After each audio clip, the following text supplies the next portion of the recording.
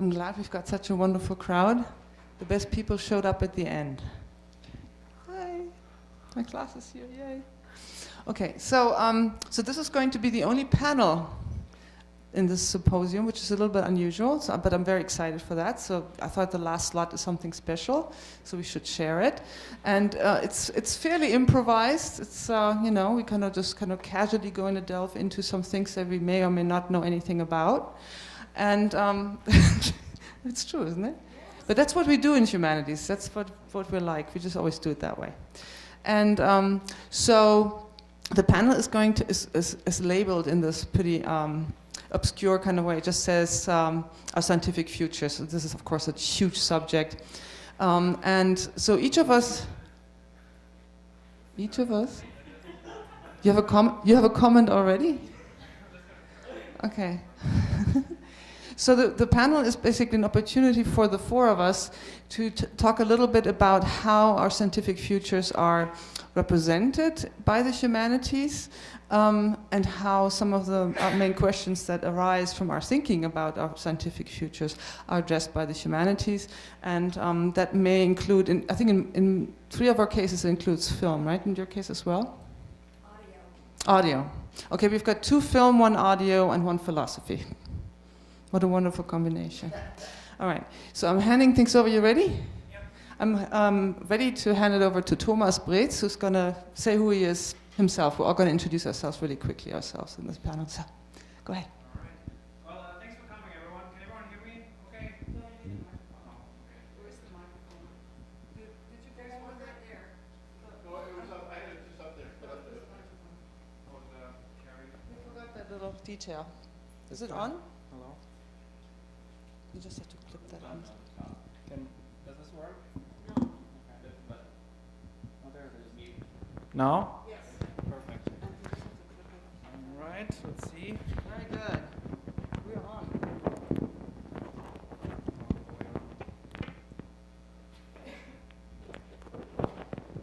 Okay, can people hear me?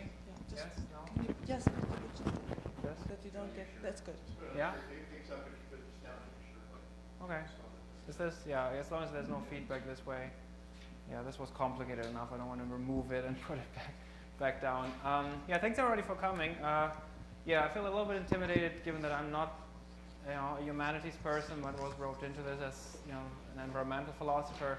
So predictably, basically what I want to do, or maybe just introducing myself. So yeah, I was just hired last year in the philosophy department as an environmental philosopher.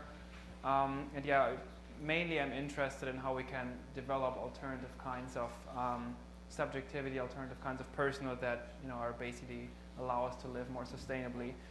Which is why I'm interested in one of the movies that I'm going to try to compare here today. So basically what I do is I want to compare 2 movies. One is Christopher Nolan's Interstellar, the other one is George Miller's Mad Max Fury Road. And the reason they occur to me in terms of a comparison is that they both in a way deal with an environmentally relevant situation, because they both deal with a situation where the Earth is almost uninhabitable. And I want to basically kind of suggest that they deal with it in very different ways, and that the way that they deal with it, each in their own different way, is somewhat indicative of 2 very common prevalent responses to environmental issues and environmental degradation. So what I think, there's going to be spoilers, so yeah, you should know this if you care about spoilers or still want to see them, now is the time to maybe just put your fingers in your ears. But I think in order to make my point, I need to say a little bit about the story. So all I want to do now is basically, I'm going to summarize the basic plot for both movies, then show a few clips that I think somewhat support the interpretation I want to give of them. And then, yeah, I'm just going to kind of hand it over to Kim after that. So Interstellar basically starts in a situation where the Earth has become almost uninhabitable. There's increasingly, crops are failing. It's increasingly difficult to actually feed everyone. And apparently there has been some kind of catastrophic reduction of people. Basically what they're trying to do in order to save what's left of humanity is they're sending out a space mission and then through a wormhole get into another galaxy, try to see whether there are any planets that they can inhabit. What happens towards the end is that they do find a planet, but the problem is that they don't have an ability to communicate important knowledge back to Earth that would allow people actually to leave the Earth.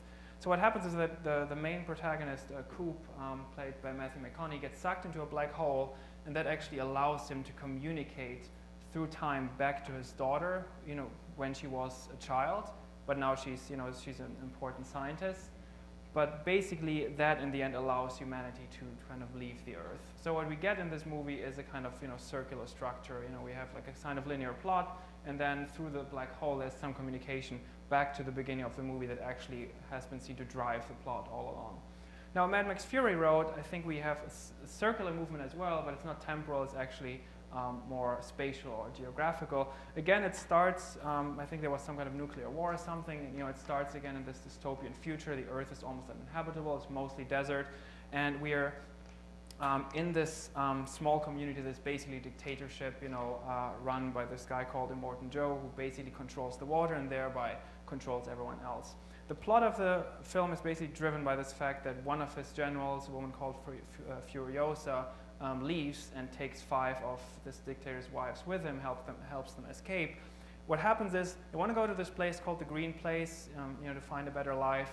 And they get there, they find out the Green Place doesn't exist, and they actually go back, in the process kill Immortan Joe, and this is the beginning of a different alternative society that they have. So what I want to suggest the difference between those two movies is, one I think expresses an attitude which I think is very common, which is we could call a kind of almost blind faith into technology and science. Like Interstellar, I think mainly works through this idea that science and technology somehow is going to take care of it, and I think there's in the end very little agency, because at the end you even find out that everything that the characters thought they did out of their own volition was in a way already predetermined, because of this way he communicates back in time. Whereas Mad Max Fury Road, I think much more focused on social issues having to do with environmental degradation. Of course, in both technology features prominently, but I think in one you have something which is probably, especially prevalent in the United States, some sense of manifest destiny and some way in which technology will solve things. And the other, you have this idea that no, there's no escape. You actually need to go back to where you came from and change the social relationships here. So I just want to kind of show you 2 clips for each movie to kind of just make that point and kind of indicate that might be a valid interpretation. Actually, I didn't even remember like the first scene of Interstellar, but it fit beautifully with what I had in mind. Like these are the first 15 seconds, like the first shot of Interstellar. Lights? Over or side, do the lights off all lights. Oh, there. Lighting controls. All right, thank you. All right, here we go again.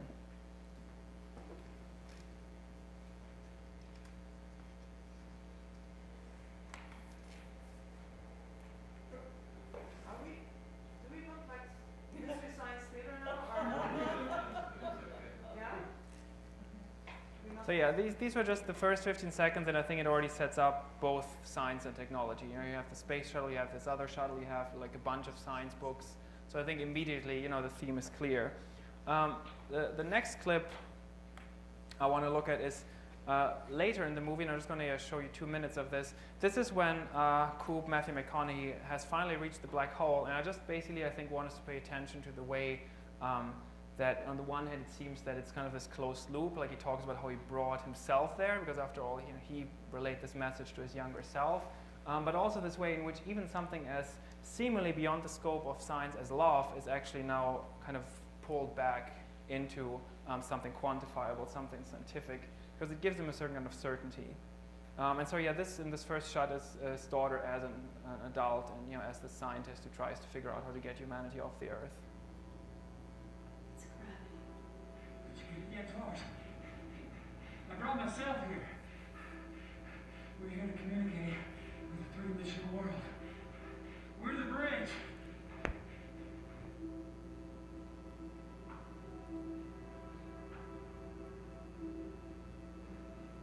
think they chose me. They didn't choose me, they chose her. What? To save the world.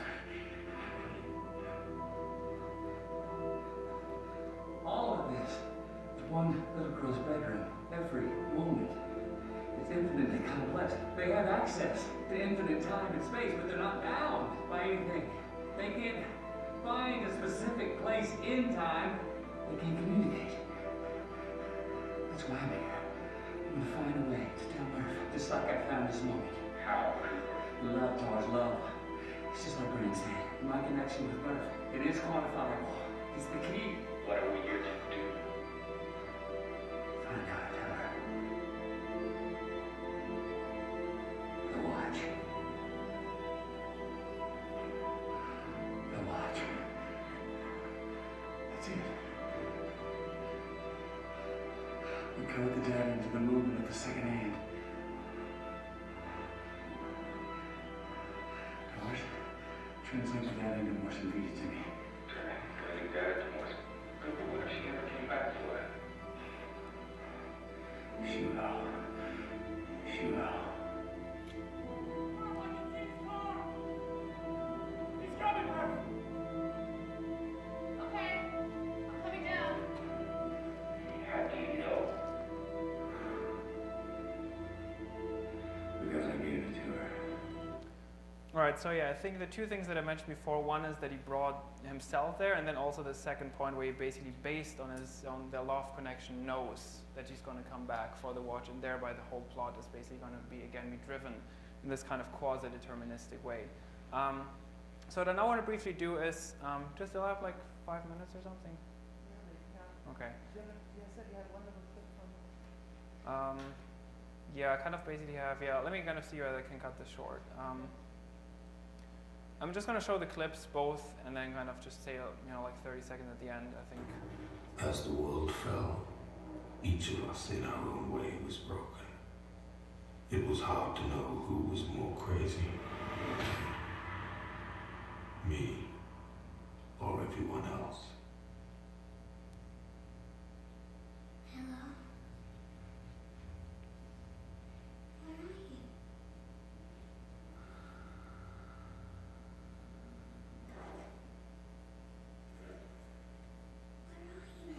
Here they come again, worming their way into the black matter of my brain. You promised to help us. I tell myself, they cannot touch me. They are long dead.